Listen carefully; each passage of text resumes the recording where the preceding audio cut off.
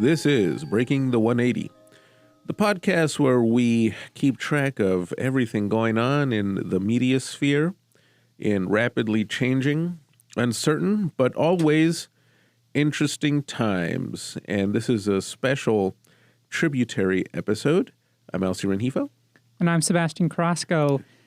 We haven't done one of these for a while. In fact, we haven't really been on the mic in a while, but every once in a while, a great artist passes away, and after their passing, it kind of hits you how much their art really meant to you. Yeah. And the effect they had on the industry, and kind of the tragedy of how imitators and posers end up getting their projects funded while the OGs struggle to even get streaming deals. You're absolutely right. And of course, we're talking about the passing of David Lynch, who left us a couple of months ago. And his passing, as you were saying, is something unique because it's one of those deaths that does mark the passing of an era, and it also leaves one very conscious of where we are right now culturally and artistically, not just in cinema, but generally in terms of culture. Lynch, it's fair to say, was, for example, the ultimate representative of surrealism in North America. He was obviously one of the most influential film directors of his time, but also in terms of what he represented artistically, it's almost like the sunset of a particular kind of artistic movement that's been relegated to stereotype status too often in popular culture these days. But even more importantly, I think as I've grown older, I've become more sensitive to sincerity from filmmakers.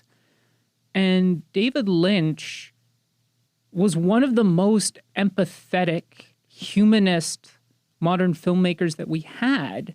And what I found so extraordinary about his career is his artistic expression of that empathy and that struggle between staying human and not succumbing to darkness was expressed in various ways. We had, quote unquote, more straightforward films like The Straight Story and The Elephant Man, or something very much more abstract like Inland Empire. But they all retained these core themes, right? We talked about what obsesses directors with Michael Mann, right?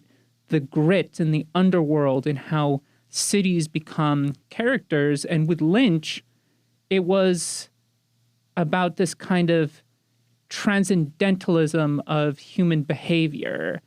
And yes, we live in kind of these cycles of horrific violence and oppression, but we find ways to break through.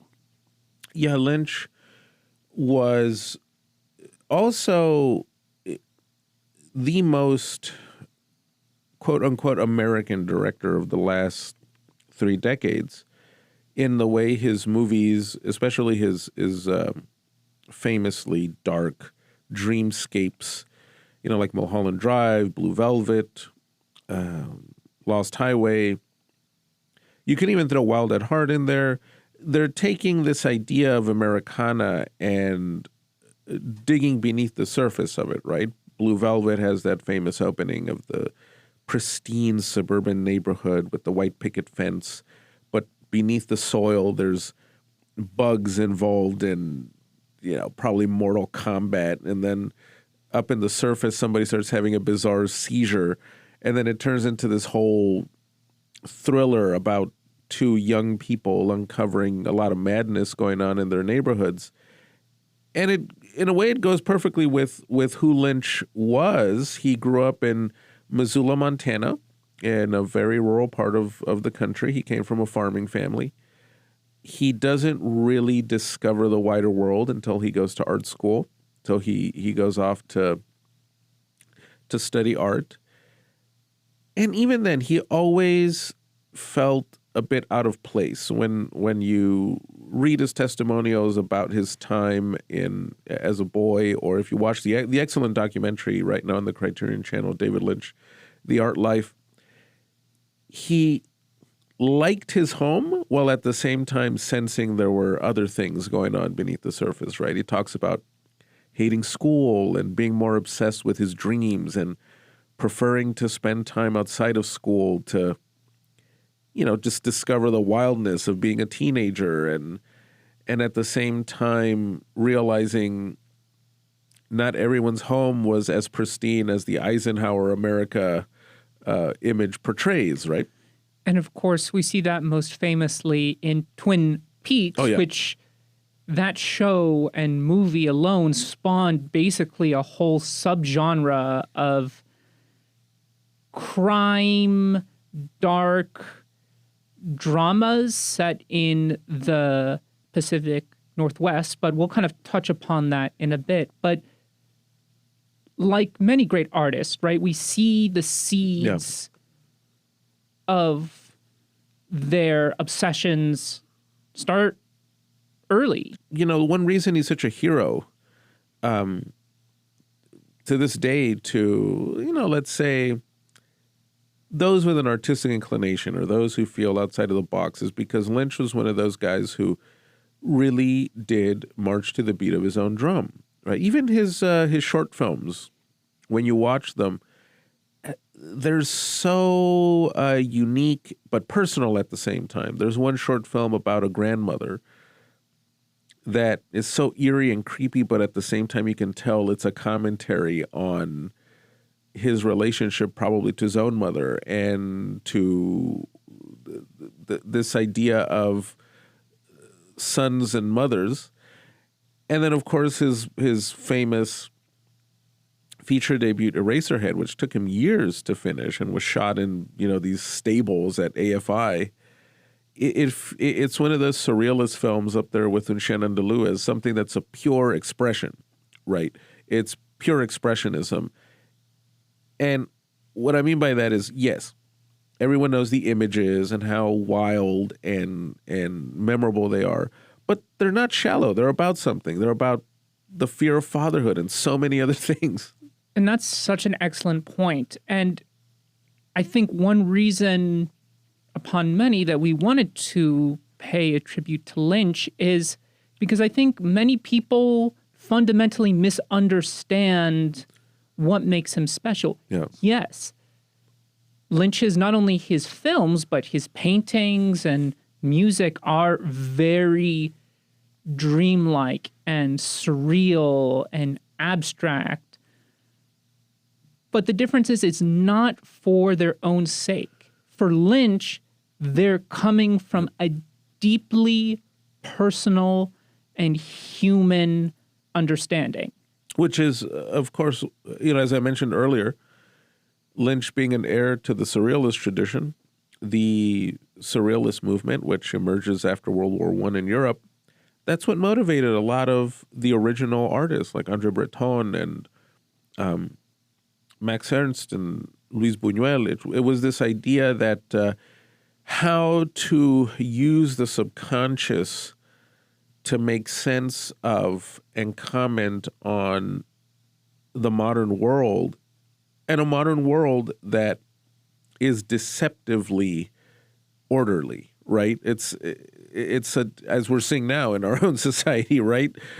We have supposedly such an orderly and powerful system of government that's going haywire.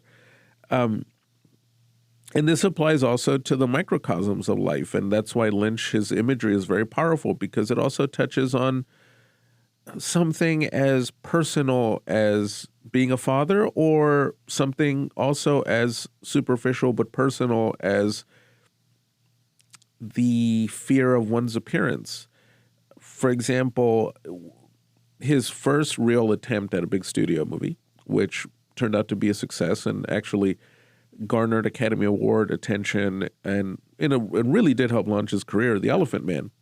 It's a much more linear film because it's a historical piece about the true story of John Merrick, this infamously deformed British man who his condition to this day is actually somewhat undiagnosed.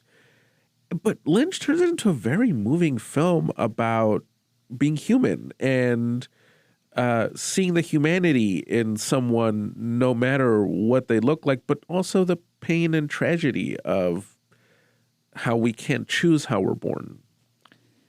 You know, it's interesting you bring up The Elephant Man because I wanted to wait to rewatch it until the night before we recorded this episode. You know, despite getting all this acclaim, when he did pass, people jumped more to, of course, Twin Peaks and Mulholland Drive, but films like The Straight Story and Elephant Man weren't as discussed as much. And to be quite honest, Elephant Man, there are two movies where their endings made me cry. Yeah. The first one is Return of the King.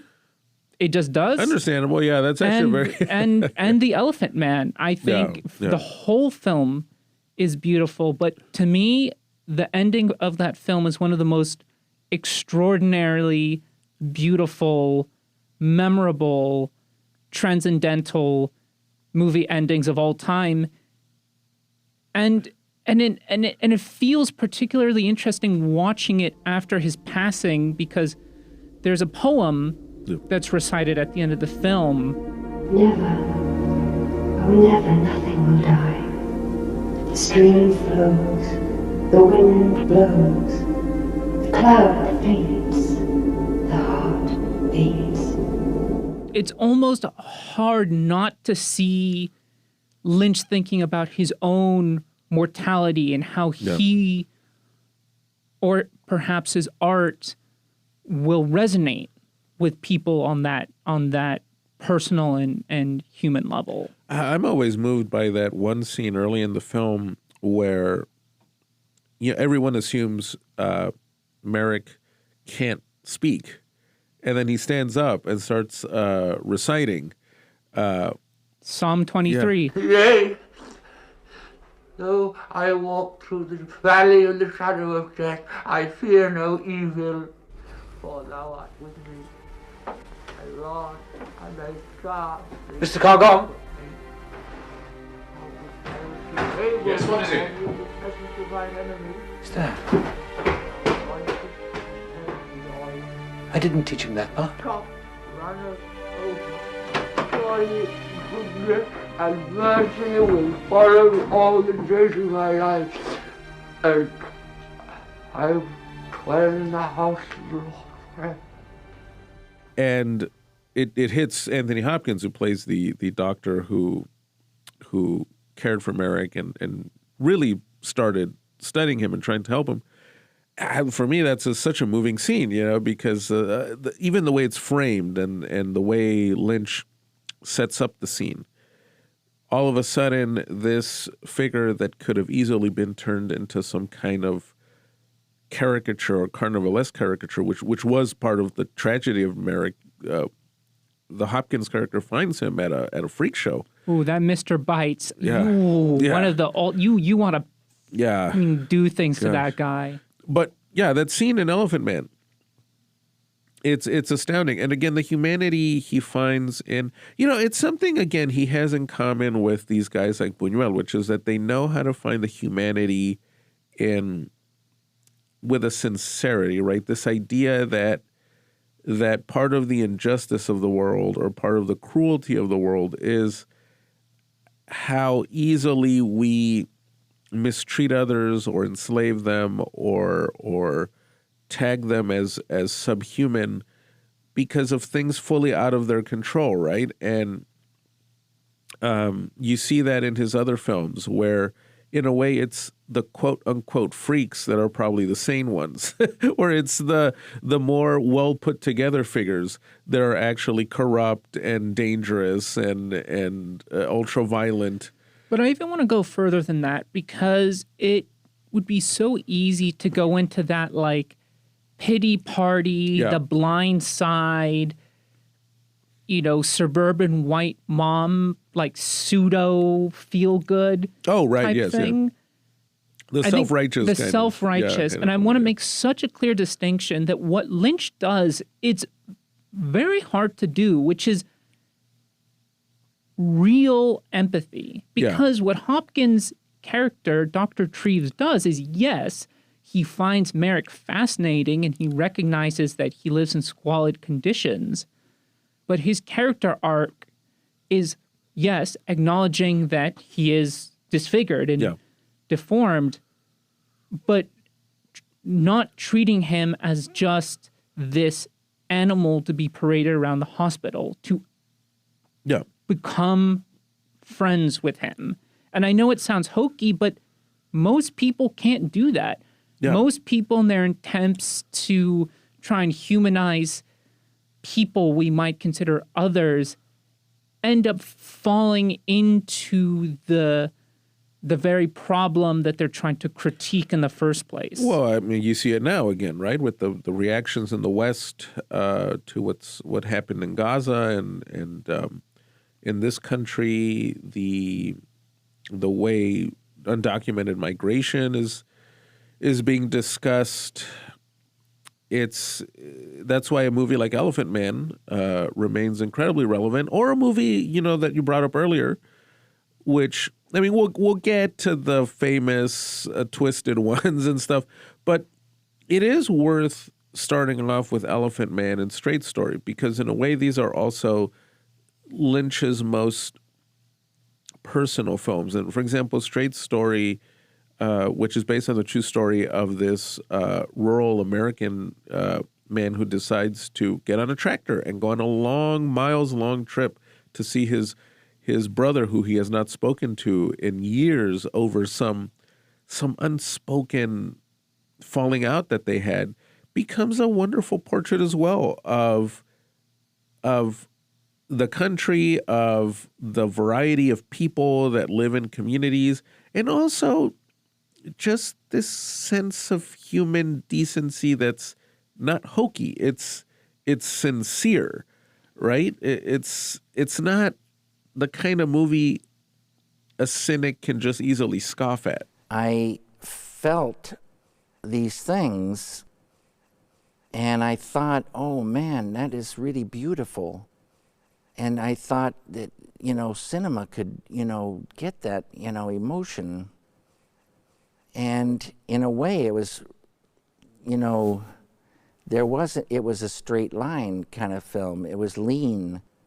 And so it was delicate. And anyway, I fell in love with the emotion of that. And, consequently I already knew Sissy Spacek, but meeting and working with Richard Farnsworth, he was just perfect. That in connecting with humanity on this level, we also have to realize that it's not dismissing people's flaws. It's Right. not dismissing the darkness. It's realizing that part of the human experience is knowing and acknowledging that we've done messed up things, Yeah. that we live in a world that's filled with injustice, Yeah. but just giving someone the time to hear about their life, Yeah. to just give them that bit extra to keep moving forward, right? To seek personal atonement Yeah. or enlightenment. Yeah, the very human idea that our flaws are also what makes us human, right? it's part of our DNA. It's part of our components as people. The human experience is really one big drama, full of joys and horrors. And well, for example, the scene in the Straight story, we're going to try and keep pretty much no spoilers, but that scene when Alvin is talking to that World War II veteran. Oh, yeah. A stray Focke-Wulf came over the treetops and dropped an incendiary on the mess tent. All my buddies. The crowd then banked right in front of me on that hill, and I can see the swastika. Very simple setups, but man, you know, they're reminiscing over their time in the service, and it's just one of those scenes that in, I don't know, someone else's hands would have ended up, I don't know, becoming some moral lecture or, ooh, this is setting up a plot point Right. for later in the film. But that's not at all the intent. Yeah, and it's more of almost a nice vignette, that scene, that gives you a window into someone. I love scenes like that because they also touch on that idea of how you can see someone, right, from far away, or you can meet somebody and not really know what makes them tick until they open up. It's almost like when someone, let's say, has known their grandparent for so long but never really talked to them about their experiences, and then when they open up, it gives you a whole different window into who they are. And that's also, in a way, what Lynch does with wider society in his darker films and on TV, right? Twin Peaks, the original Twin Peaks from the 90s, which was a bit underappreciated in its time, but has only grown in influence since. And then decades later, Twin Peaks: The Return, the sequel that he did on Showtime. These are surreal, also windows into the American psyche, through these archetypes, like the detective who's trying to becomes obsessed with this murder. But he uses archetypes to then, I don't know, I really just pick apart facets of people, right? Yeah. He uses the archetype, a bog standard archetype, and then basically just takes apart the components of all of them and examines each piece. And in fact, one thing I want to touch upon is the performances that Lynch is able to get out of his actors. Yeah. Whether we're talking about John Hurt in The Elephant Man or Laura Dern in Inland Empire, that's not an easy thing to do. No, of course not. No. Whether we're talking about something more naturalistic or something that feels more awkward, getting the awkwardness and the unglamorous side of humans, that's not an easy thing to get out of actors. Which is funny because Lynch had such a way of making the actor bring it out in such a natural, unhokey way, right? Like when you look into how Lynch directs, it's not like he would have the actors go through these archaic breakdowns of the characters. Even your dad told me once about meeting Bill Pullman and asking him what it was like working on Lost Highway. And Pullman told him he didn't know what the heck was going on. he just followed Lynch's actual directions as to what he was supposed to do on screen. But in that way, it comes out so much more naturally without just having easy spoon-fed answers. And you're like a doll. You're just like a doll. You're kind of just, like a doll in a dream. Okay? Fantastic. What makes me look up? Do I see something some sense, first? You sense something, and then it's true. So backwards, It's like Yeah, this, and then fast then out. it's sensing, and then it's normal. Got it. So I got it. Start making your noise. Start making your noise. Start making your noise. Roll around on the floor and make your noise, Alden. Can you make your noise? Alden, if you could start crawling on the floor and making some noise, that would be so beautiful. Cry for me. Crawl on the floor and cry like a little baby. Can you do that, Alden? Can you cry out like a little baby for the film? It would be so beautiful. Crawl over there and crawl around and cry like a baby. See, real loud. Can you do it? Can you do it?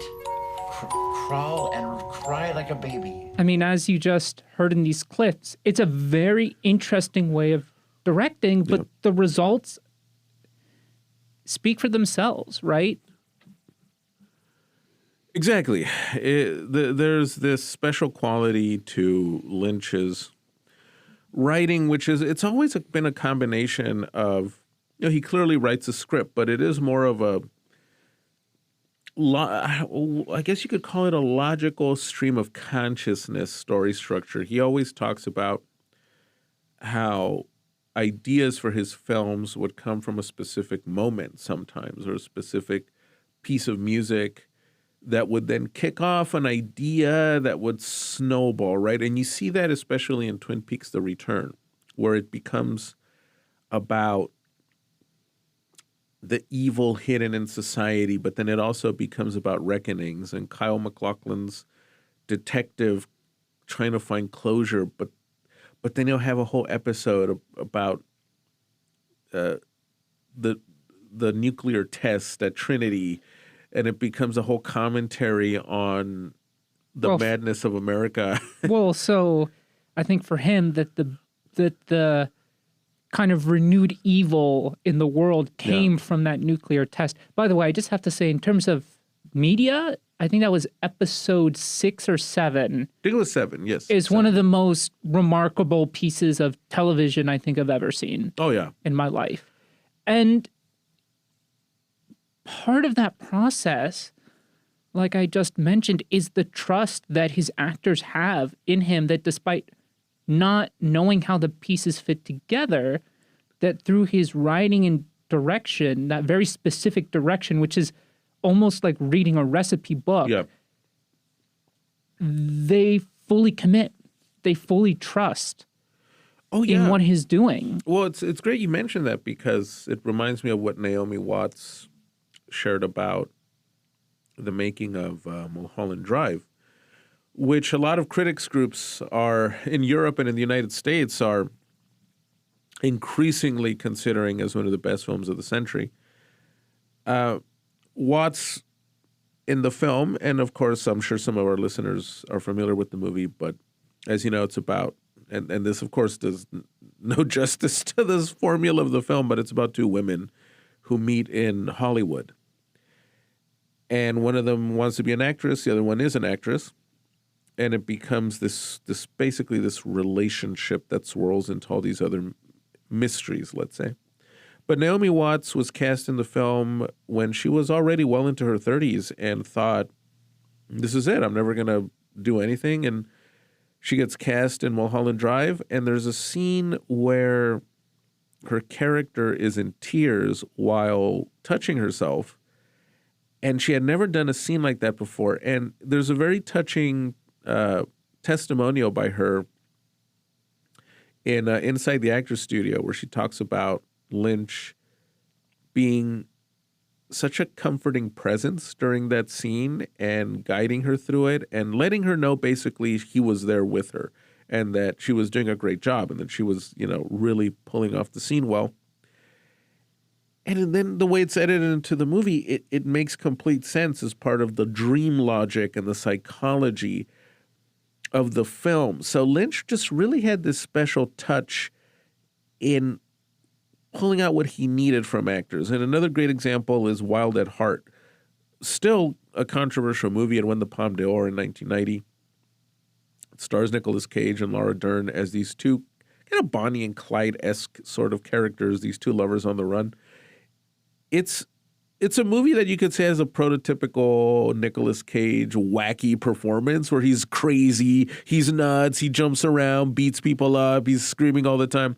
But what Lynch pulls out of him is almost this commentary, again, on the American archetype of like the James Dean, Elvis Presley sort of rebel figure. And it becomes something richer than just another crazy Nicolas Cage performance. And you can say the same thing about the way he used pop songs. In Wild at Heart, for example, he discovered Chris Isaak's song Wicked Games.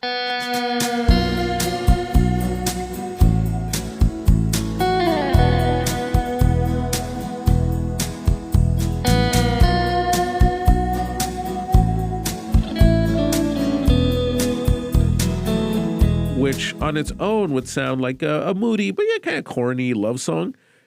And Wild at Heart, it becomes like this haunting commentary on romance. So again, you don't get that kind of director these days anymore, where even pop music now is just kind of used as on the nose, generic soundtrack sampling. Well, even Inland Empire, which after his passing, I really wanted to catch up on his works, rewatch his stuff, see films of his I'd never seen, and Inland Empire was one of those. I think I'd put it off because it has a reputation of just being so inaccessible and crazy. But I think it's a fabulous movie. I think it's absolutely fabulous. And one thing you have to give him credit for, and I think we can talk about this more in his legacy and kind of the tragedy of his legacy, is that, yes, it is very abstract.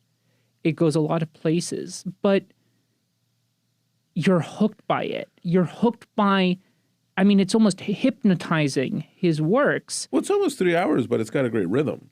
An amazing flow. I mean, it really feels like you're being hypnotized. And Laura Dern in that movie, she is like playing, I don't even know how to describe it, but it's Durst is probably her best performance it's ever. Remarkable. Yeah. And there's a particular scene towards the end of the film where she's on Hollywood Boulevard and she's been stabbed and she kind of slumps over next to a homeless woman and I think 2 junkies. And it's the most like, I guess, the most pure form of a surreal, nested narrative framing I'd ever seen. I've always loved how he flows in that film from realism to these nightmarish sequences. Like what's that? I have never forgotten that shot in the almost 20 years since I saw the movie when it first came out. That weird face that's kind of melting in front of the lens, that kind of weird, strange, distorted face that appears. And then Lynch is on the soundtrack singing as well. What love does.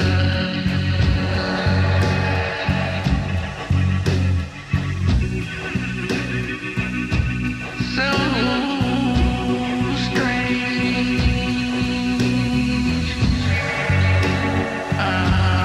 What love does. But you're right. It all flows together. It doesn't feel like, like the kind of weird, aimless, postmodern kind of filmmaking you get these days from A24. And it does have something to say, but that's what abstract art is. And it's one of those films where I was subconsciously connecting some ideas, but wasn't fully sure exactly where we were going in the end. And it's one of those films that maybe there isn't necessarily a concrete answer for everything, but I felt so interested in just learning more about, there's a Polish family that pops up in the film, and then there's this like TV show that this girl is watching that has these bunny rabbits in there. Right. and it's just, well, it's like the expressiveness of jazz, right? Where, okay, you don't need a central cookie cutter explanation or theme, right, to what is being performed. But there is form. Yes, And exactly. there is substance, but it's malleable. Well, it's almost that anarchic idea of chaotic creativity within a disciplined structure. You nailed it. And I think a lot of people take away that, oh, he is abstract and he put all these images in there. And then, as you alluded to, and I'm also not saying in this next statement that these types of films shouldn't be made, but there's also a balance, right, in recognizing what they are. A lot of A24 produced films from young millennials where this is an homage to Lynch, and it's like, well, aesthetically, but content-wise, there's not much here. I'm very interested in logic. There can be logical things that are abstract. I really love intuition. I love intuition. And to me, what they told me is intuition is the intellect and emotions swimming together. It's like a knowingness. And logic means it feels correct. And it's logical. It's logical, but not in a kind of a, there's degrees of it. And Inland Empire has themes, but it's not even remotely. You have to dig, you have to put in the work. And it's the right kind of challenge. And I know I keep bringing this director up, but Tarkovsky's like that as well. I will say a little bit more linear, more, yeah. But there is that meditative, spiritual quality in that he is asking us to actively engage. Also, a big difference with contemporary filmmakers, sadly, I would say, is we've lost, maybe I'm going out on a limb, but especially since we've been working ourselves on a project for a while now about a poet, I've been thinking a lot about how contemporary directors have lost this appreciation for the nature of poetry as an art form, as a form of expression. Tarkovsky, Lynch, Terrence Malick, these guys are working in the same way that poetry works. This expressiveness through a certain rhythm, through a certain symbolism, that's genuinely expressing something as opposed to just throwing cool images at you. Like, I would say Inland Empire reminds me more of like a T.S. Eliot work. Yes, yeah. Where, you know, or even Ginsberg, where you're reading this, you're like, what the hell is happening? But you're asking the wrong question. Right.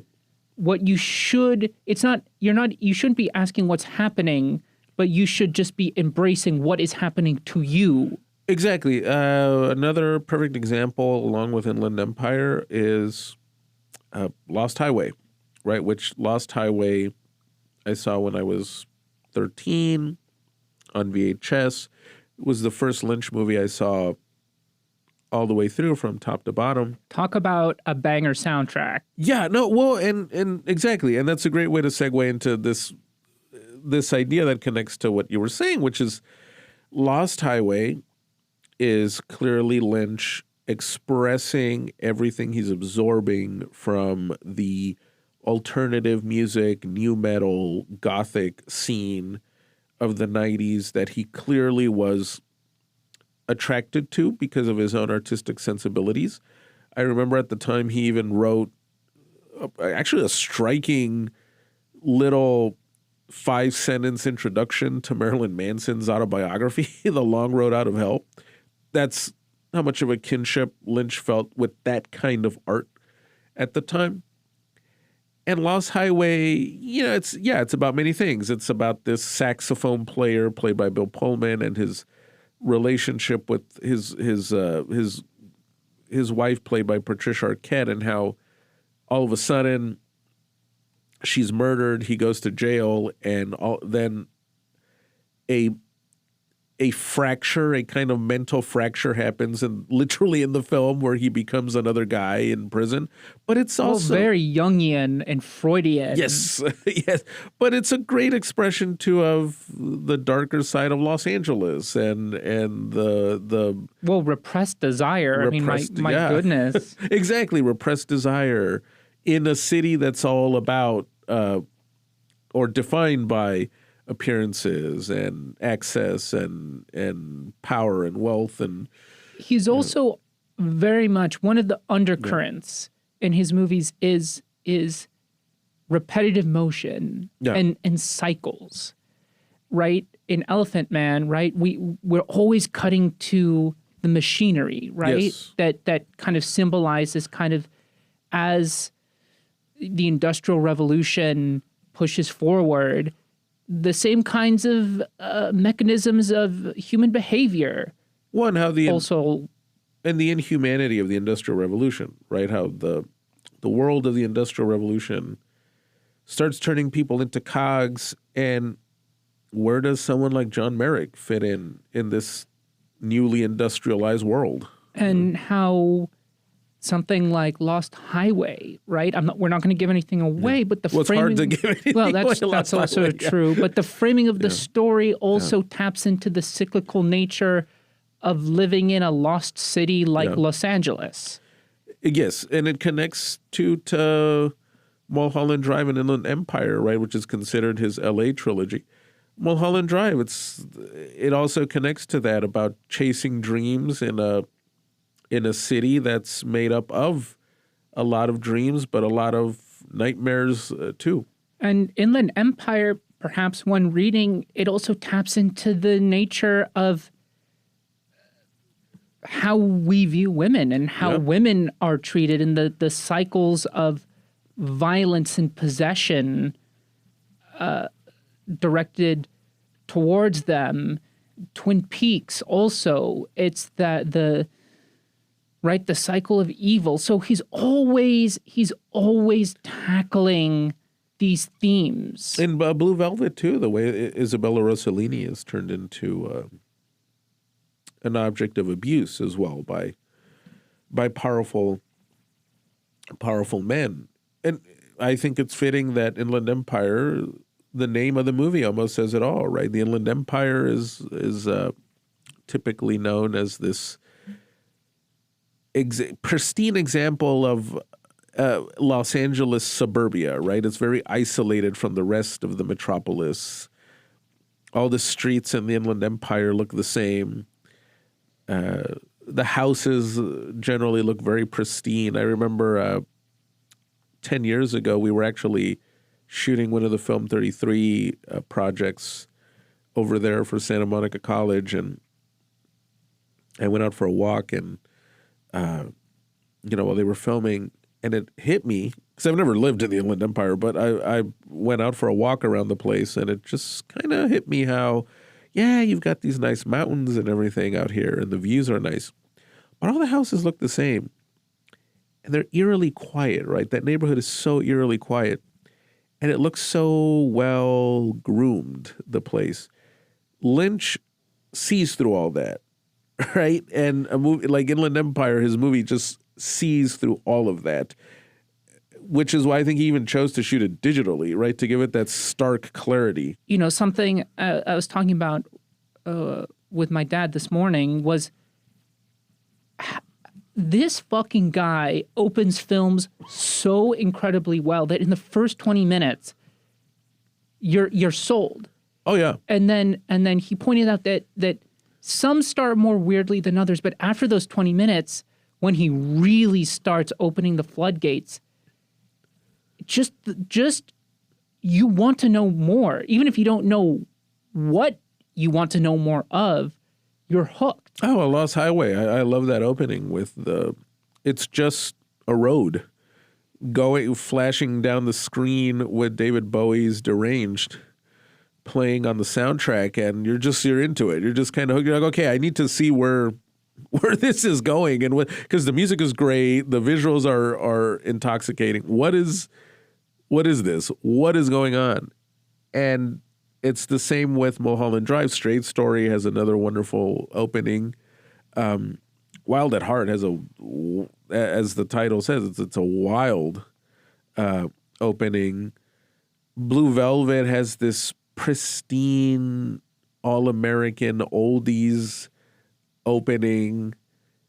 Even, you know what? Another one that we haven't mentioned, and I think it's easier to appreciate. I know this is a hot take, but I think his Dune is a little easier to appreciate now in light of Denis Villeneuve's, big Hollywood box office thing. Here's my hot take. You ready for it? No. I would rather rewatch David Lynch's Dune any day over no. Denis Villeneuve's because it's a slog to watch through. There's no pacing. And it is fascinating, right? It has color. Lynch's has color. It etches like scope. It's got his little quirky touches. That's what I was gonna say. Yeah. Because I watched Dune around the time, actually a year ago, when Dune Part 2 was coming out, and I was like, okay, this is fun for what it is. But I think now looking back on it, it's more of a interesting artifact. Yes. To me. Well, it's him trying to fit into what Hollywood wanted, right? Dino De Laurentiis, the infamous power broker producer that hired him for that movie, wanted Star Wars, because everybody at the time wanted to do their own Star Wars. And, you sense a director forcing himself to fit into this box, but he can't help himself. And there's still very Lynchian things in the movie. In fact, with some of the behind the scenes of Twin Peaks: The Return, it's actually really fascinating to see those insights with how he, well, first and foremost is working with his actors, but with his producers. Yeah. I mean, there's this amazing clip where someone is telling him, oh, can't we just cut this scene? We're out of time. What is this with everybody? No. What is it? Really? Only me. It's Why? my fault. I'm serious. Fucking A, man. It drives me nuts. Who gives a fucking shit how long a scene is? There's another great clip also from the behind the scenes of Twin Peaks: The Return, where he's really frustrated because they want to cut down his shooting time at a specific location. It just drives me nuts that we have to do it in 2 days. Somebody arbitrarily says you got to do it in 2 days. That fucking really pisses me off. Okay. It really does. We're always up against the fucking, I'm not working this way again, ever. This is absolutely horrible. We never get any extra shots. We never get any time to experiment. We never get to, go dreamy or anything. We barely fucking make our days. I could have spent a week in the Fireman's. I love that place. And dream up all kinds of stuff. This is not a guy that was ever going to fit into the traditional studio mold of things. And, one of the best clips of him, talking about this is an interview he does it's a Q&A where he starts talking about when George Lucas wanted him to do Return of the Jedi and when they take him up to Skywalker Ranch. And I came into an office and there was George. And he talked with me for a little bit, and then he said, I want to show you something. Now, right about in this time, I started getting a little bit of a headache. You know what I'm talking about. Okay. So he took me upstairs, and he showed me these things called Wookiees. And now this headache is getting stronger. And he showed me many animals and different things. Then he took me for a ride in his Ferrari for a lunch. And George is kind of short, so his seat was way back, and he was almost laying down in the car. We were flying through this little town up in Northern California. We went to a restaurant. Not that I don't like salad, but that's all they had was salad. Then I got a really, almost like a migraine headache. And I could hardly wait to get to home. So you see, the guy was getting a migraine looking at Ewoks. Well, another great one, right? And I think it's what we've talked about on this podcast, that we're both in this age where everything is either spoon-fed to us, Yeah. or the complete opposite, where vague flashes of images are supposed to represent substance. Yeah. And David Lynch always straddled that line. And I think it was a interview where someone was asking him about Eraserhead, and he says, Believe it or not, Eraserhead is my most spiritual film. Why elaborate on that? No, I won't. and as you can tell, he doesn't elaborate on it because, part of art is once it's released into the world, it, of course, becomes its own thing. But why should the author spell out every creative decision that they make? No, of course. It's like going to a museum and expecting Jackson Pollock or Rembrandt to, or I guess in our time a hologram of them to be standing by the painting to explain every nook and cranny of the work. It takes away from it. That also takes away from what you bring to the work. And what I do appreciate about Lynch's films is, even though they're very much his, you as the viewer bring a lot of yourself to it. What does Mulholland Drive make you think about your experiences in Los Angeles, for example? But let's make a distinction, right? Because a lot of these, I'm going to call a spade, these posers. Oh, right. Getting their neon Netflix funding, that's what they always say. Yeah. As in, people are projecting meaning onto vague images. So we should make a distinction. Oh, yes. Well, between those two experiences. Right. I mean, no, you're right. I mean it in the sense of, well, I mean, okay, let's take a less abstract artist. Someone like Tolstoy or something, right? You can read War and Peace and you get a sense of what he's saying about the Russian aristocracy and the Napoleonic Wars.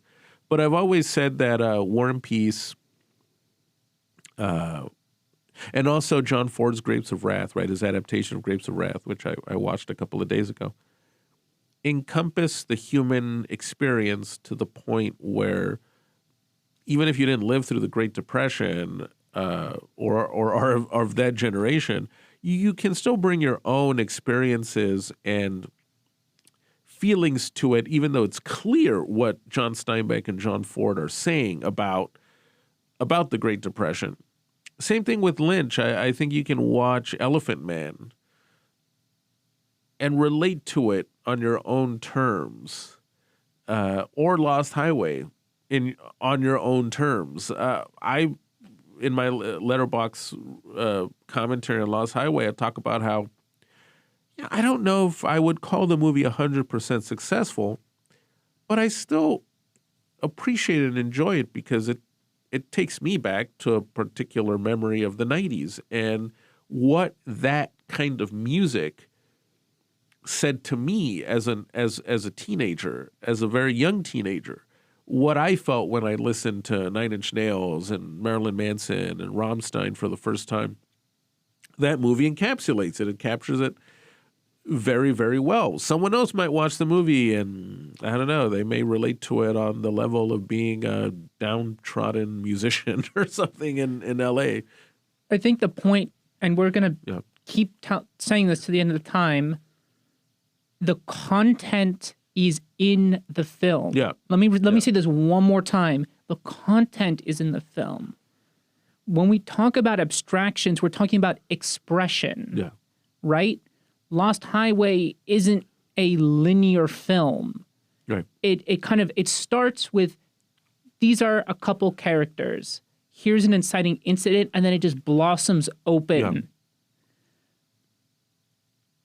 These people, and again, I'm not saying don't make these films, but we should also balance. I mean, towards the end of his life, Lynch struggled to get funding from Netflix. Yeah. But his so-called imitators are getting their A24 funding, or the Russo brothers just got $320 million to make what people are calling the worst movie of 2025 already. It's like, Whoa. I'll say this. I think it's because all that crap is just safer.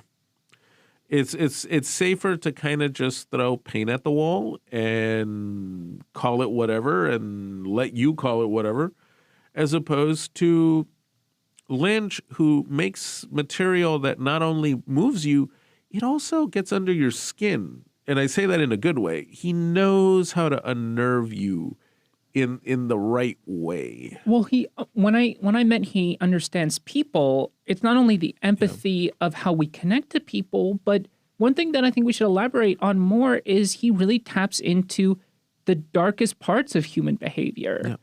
Yeah, I'm thinking of scenes that with a lesser director, it would have just been cheap exploitation, like the famous moment in Lost Highway when Patricia Arquette is made to undress in front of this gangster played by Robert Loggia, and Marilyn Manson's I Put a Spell on You, his cover of I Put a Spell on You kicks in on the soundtrack. Instead of feeling exploitative, it's actually quite terrifying, and the way the song is used shook me up when I was 13, and watching it recently on the Criterion Channel, it still got under my skin. Or Dennis Hopper's Madman in Blue Velvet, or these weird. Well, Laura Palmer's dad. Yeah, one of the most terrifying performances, Leland Palmer. Twin Peaks: Fire Walk with Me, his movie follow-up to Twin Peaks that came out in the 90s and was also, at the time, highly underappreciated. It was only rediscovered truly in the last 10 years, I want to say. It was reevaluated as actually something quite special. It's a very unnerving film about murder, abuse, trauma, the psychological toll of trauma.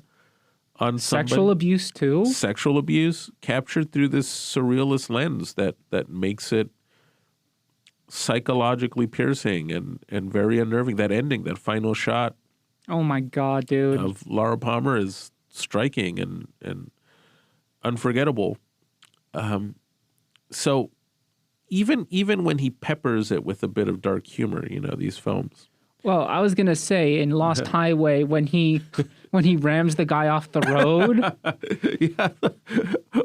Or that weird little guy that walks up to Bill Pullman at the party and I'm in your house right now. And Bill Pullman's like, what are you talking about? And he just pulls out this cell phone, call me, And so he dials his own number, and lo and behold, the man standing right in front of him is somehow also at his home. But I think the difference with his imitators is that Lynch also comprehends how to use absurdism in a way that's expressive, but also says something very real about the world. I've always told friends that when Trump won the first time in 2016, that if you had brought back some of the early surrealists, they probably would have just looked at the TV and said, yeah, no, of course. Of course, a decadent imperial society like the United States would eventually produce a Trump. And not just the United States, but anywhere in the world. It's just part of human nature to vomit up caricatures like this and extremes and terrifying monstrosities like fascism.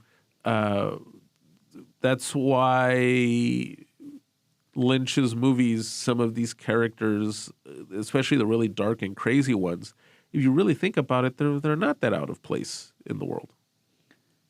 They're being portrayed the way people actually behave. Yeah. Because even when we stylize villains, we still play into what we expect a villain should be like. Yeah.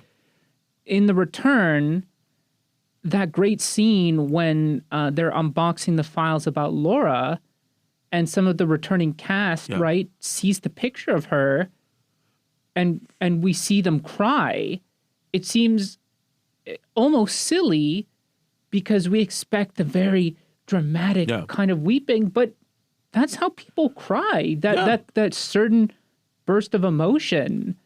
But we're not used to seeing that portrayed on screen.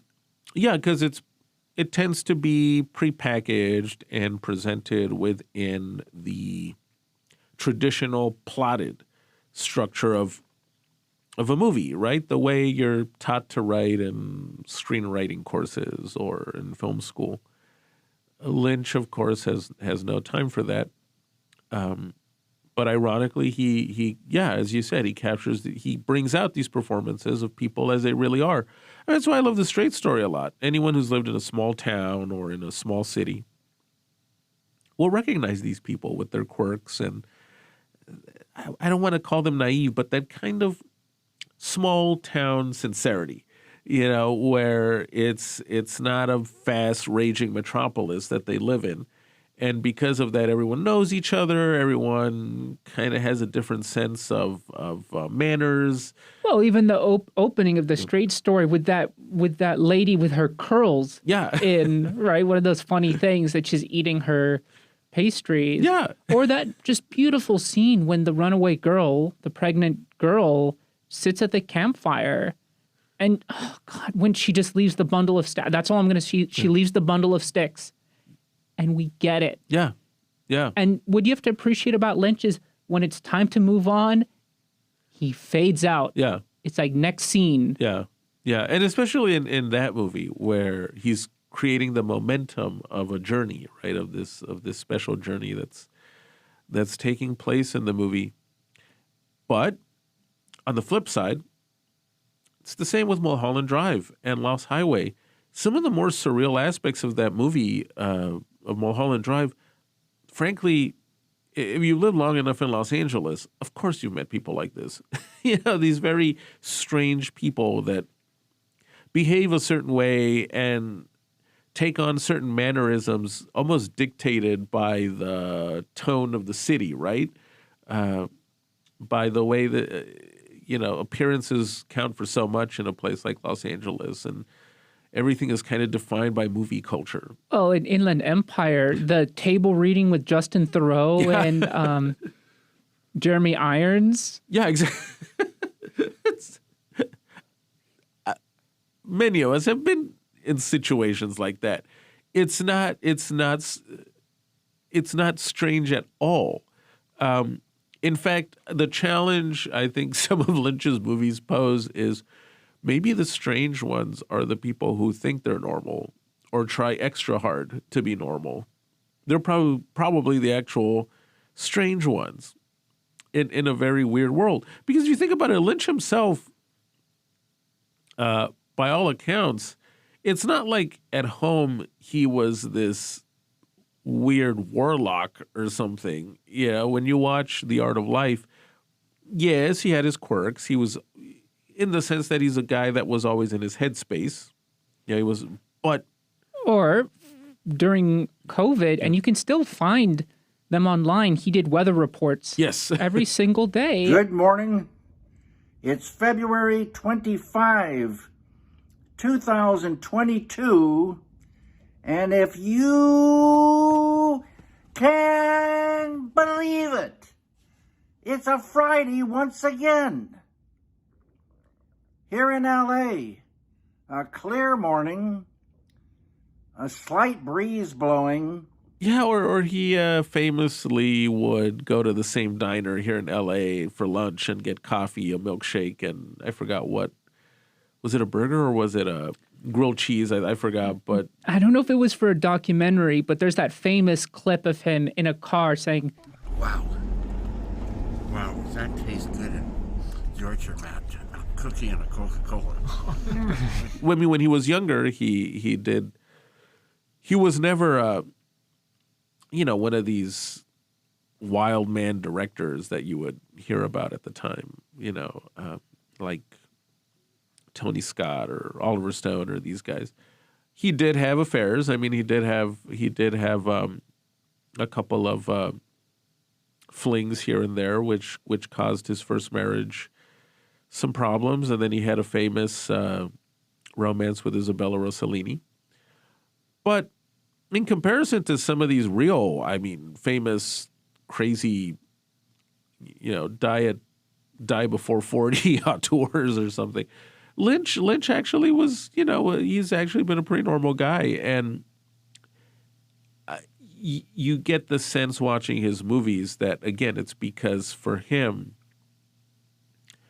the weirdos are the ones pretending to be civilized, right? His movies almost encapsulate what Walter Benjamin, the famous critic, once said when he wrote that beneath every document of civilization is barbarism.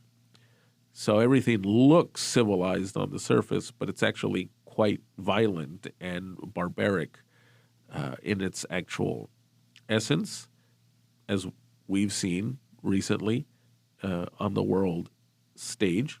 So Inland Empire, Mulholland Drive, Lost Highway, they'll touch on that.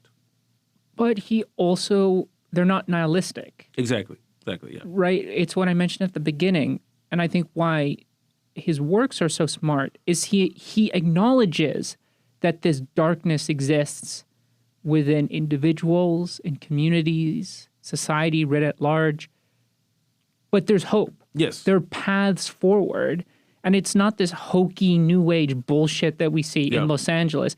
No, it takes work, and it takes the real active connection between people and true sense of atonement.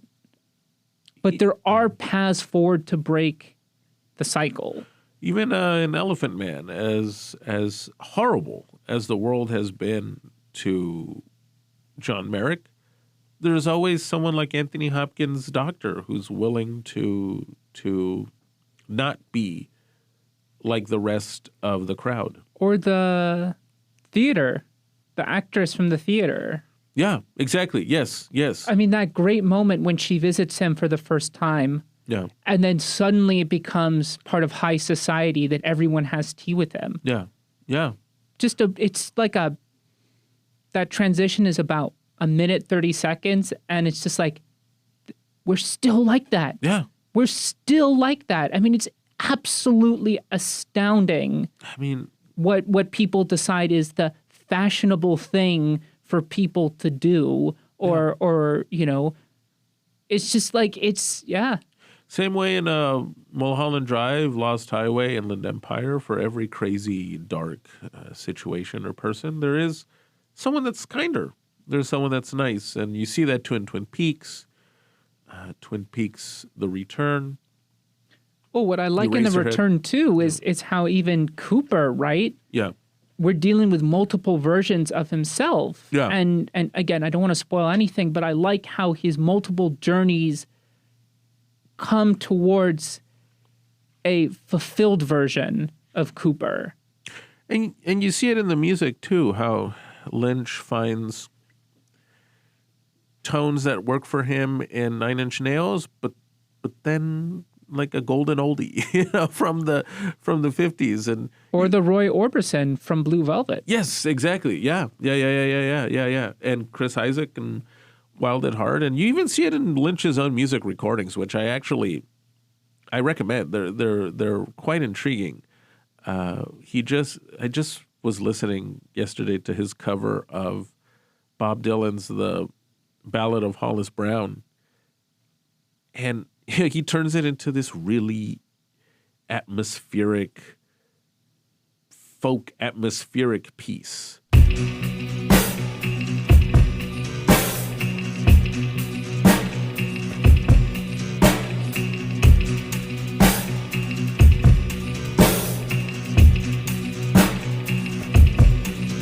Hollis Brown, he lived on the outside of town. Hollis Brown, he lived on the outside of town. With his wife and 5 children and his cabin broken down. Well, that's definitely better than Timothy Chalamet. I will say. Better than all those industry plants we saw during the Oscars. Oh, yeah. You can, but you know what? As going to what you were saying, I think David would have watched even that stuff at the Oscars and grinned. Instead of despairing, he probably would have just grinned at it. Like, yeah, these people are crazy. So, I think that's what his reaction He was. probably would have liked Conan. Yeah. I think he would have had a great time with Conan's skits. The saddest thing for me of David Lynch's passing, because he did live a long and fulfilling life. Even his death has been attributed a bit to his vices, right? To smoking and really kind of indulging until the end in the things he liked. For me, the most tragic aspect of his passing is the fact that his generation, when one of the greats passed, you kind of had a sense of the new culture that was taking its place, right? In a way, Lynch belongs to that generation that kind of still is what was considered the new Hollywood generation. So that generation encompassed Francis Ford Coppola, George Lucas, William Friedkin, Alan Parker, Brian De Palma, these directors that made work that is still influencing, in a way, a lot of what's being made now, superficially for the most part. Lynch passing, you wonder, because when Lynch came into the scene, you could say, okay, well, he's inheriting the mantle of these guys like Buñuel and those kinds of directors. Now that Lynch has passed, you're left wondering, okay, well, who picks up the torch then, right? Who is picking up from where Lynch left off? Yeah, I think that's one of the blows that hit the hardest. Same with Friedkin. Yeah. You bring up a great point, right? Every generation, or not every generation, but some generations, you feel like there are the proteges, right? These young directors who end up on, a Coppola film set or, a John Ford film set and are inspired and learn from them and then kind of are the spiritual successor. But we have a multi-generational gap right now. And we're in a cultural rut. I think as we saw in the Oscars, my theory is that people are so desperate to discover the next great thing that, they shower, I think, hacks like Sean Baker, writer, director, editor, prophet, next coming of Jesus. He's the future of cinema, man. With all these awards. And it's like, okay, sure, whatever. But not really. I mean, it's like, there is no next Lynch. The person who directed I Saw the TV Glow, you're not the next Lynch. Yeah, that's not filling the void. Well, it sounds cliche, but I think there is some truth to how when something is of a certain cultural worth or impact by just that, by the impact, right? I Saw the TV Glow, right? A good example you just brought up. Who's talking about it? Has it really left a mark on the culture? I mean, I'm sad to say, but for better or worse, at its peak, these Marvel films, you could say they were of cultural import because they changed how movies were being made, and they left an impact. They created a whole stream of imitators. And of course, we're talking here on a studio corporate level. But for example, one of the better Marvel movies, Guardians of the Galaxy, as soon as it premiered in 2014, everybody was trying to copy its format. Everybody was trying to pull from its structure and use it for their own devices. Same with Lynch, right? Lynch's films created a whole slew of imitators and people trying to capture that tone. Twin Peaks is giving credit for opening the door to shows like The X-Files. Or even, video games, right? I mean, people have talked about how Alan Wake, the whole setting of that those games are inspired by Twin Peaks. Yeah. Yeah. But they tell their own story. Yeah. And we've talked about this a lot on the podcast. Homage and copying are very different things. And I think right now, we're in a rut, both on an artistic level, but an intellectual level, a political level. When Noam Chomsky dies, who's taking the mantle from him? When these journalists like Max Blumenthal and Aaron Maté and Sam Husseini, when these guys die, Chris Hedges. I mean, Hedges. Who's doing that work? Who comes in and I maybe the tumultuousness of the times will produce another Lynch, because again, Lynch does come from a specific generation that's growing up in the shadow of the 60s and that whole artistic revolution that took place. You know, he came from an era where it was still viable for a studio to take chances. Now, what is there left in this kind of barren landscape? And if another David Lynch were to pop up, his movies would probably go straight to video on demand or be played in one or two art house theaters. Victor Erice had a new film come out last year and nobody saw it.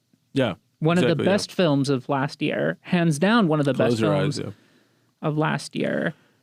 You know, and in terms of cultural impact, I suppose part of the hope with stuff like the Oscars, you know, when Flo won, that's a huge deal. Yeah. It's the first Oscar for Latvia. It's a beautiful, kind of transcendentalist film.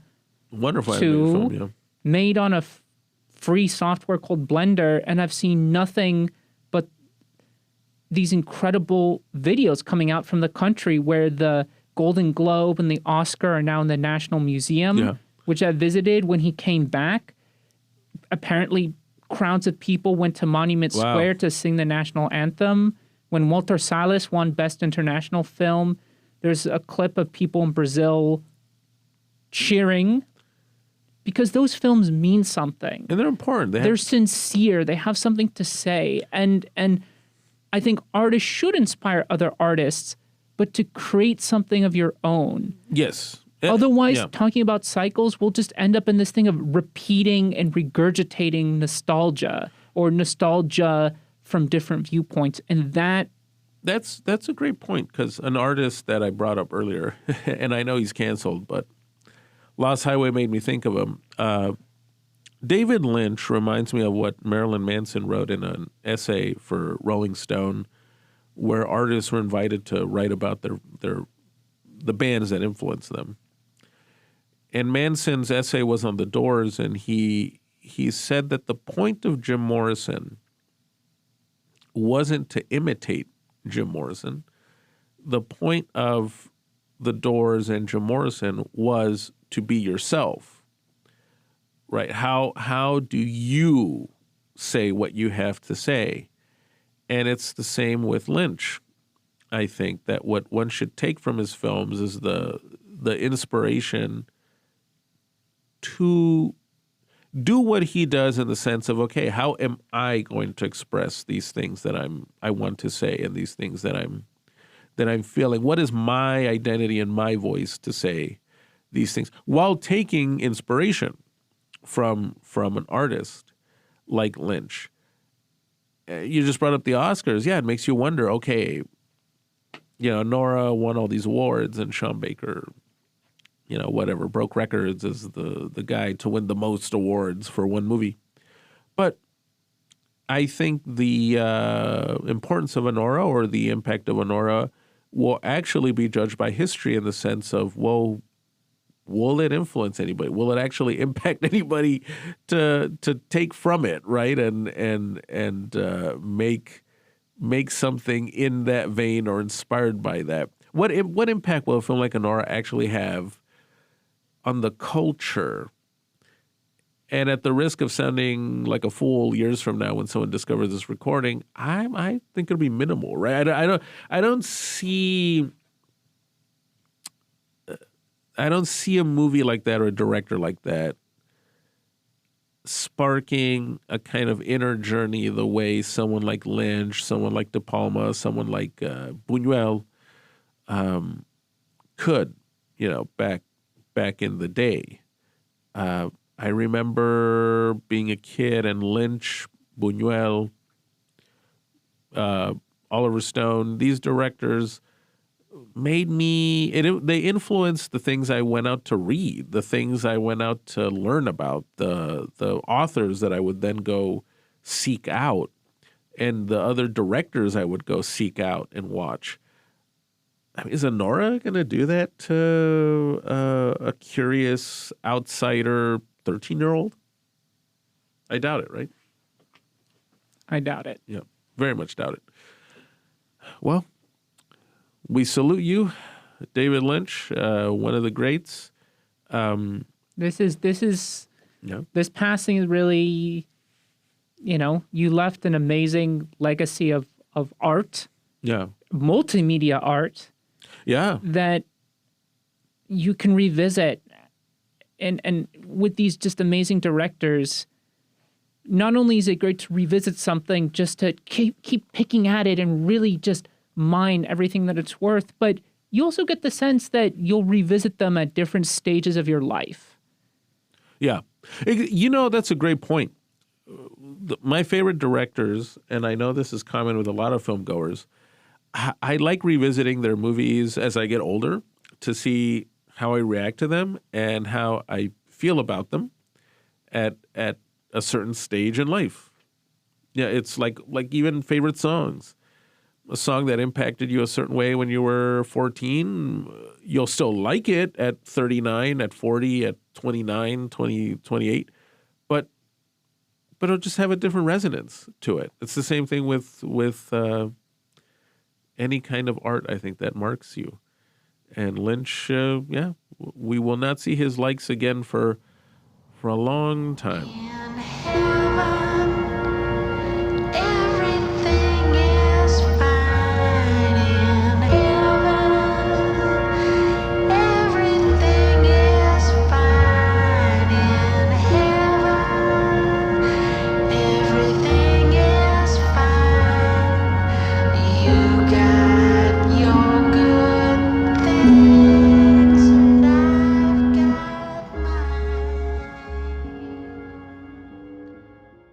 I'm wearing dark glasses today because I'm seeing the future and it's looking very bright.